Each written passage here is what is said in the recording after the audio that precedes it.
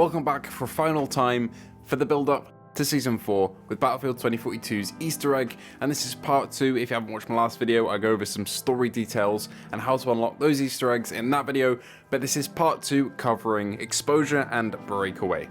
Now, from the last video we know that Wolf isn't exactly who he said he was going to be. He betrayed the Nopats and tried to kill those who were on the Exodus by bombing what he thought was Oz's position, and now we've been sent back to Exposure where the entire Shearwater process began and the project began, and this will lead us to this location on Exposure where one of Dr. Voros's, who worked on the Shearwater satellite, one of his crates is located. It's a very finicky position, but here it is on the map. I recommend parachuting down to it because unfortunately you have to be Rao to open this thing.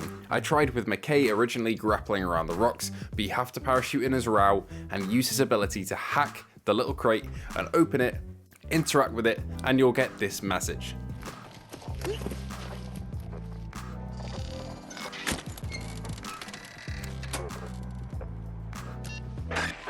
Silver Spear to work, you must move Shearwater 2 into position.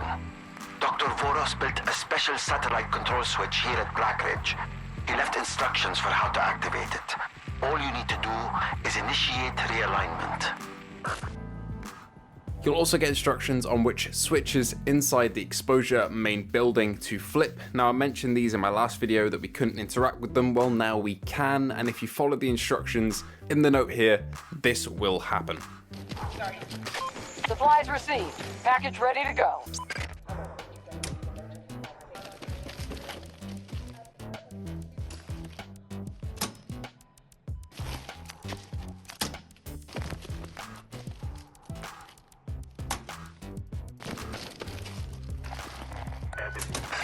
Well done, Exodus. First you make me show my hand, and now you're helping Oz in hijacking Shearwater 2.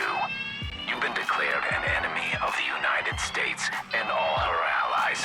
You just put the biggest fucking target in the world on your backs. I am gonna hunt you and Oz to the end of the earth. Our cover is blown. We need to get somewhere Wolf can't chase us.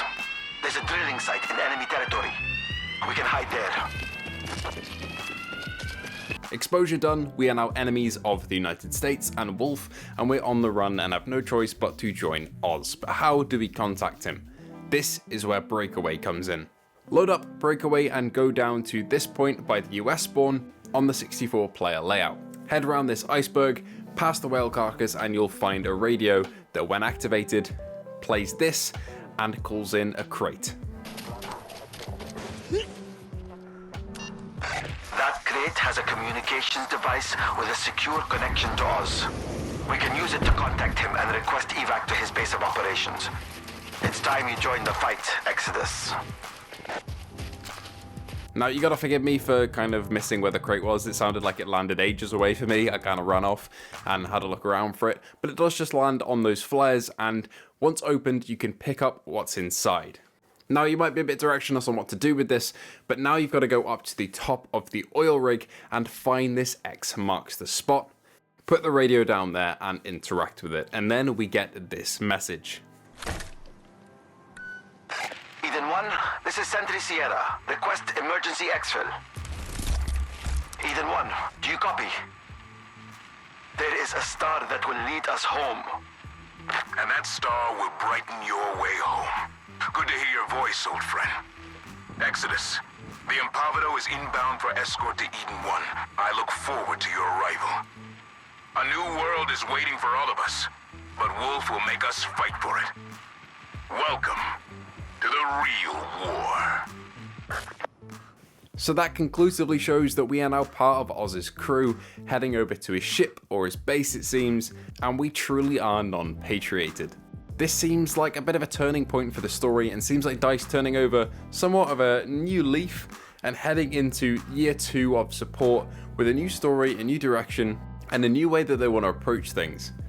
As it said in that recording, welcome to the real war.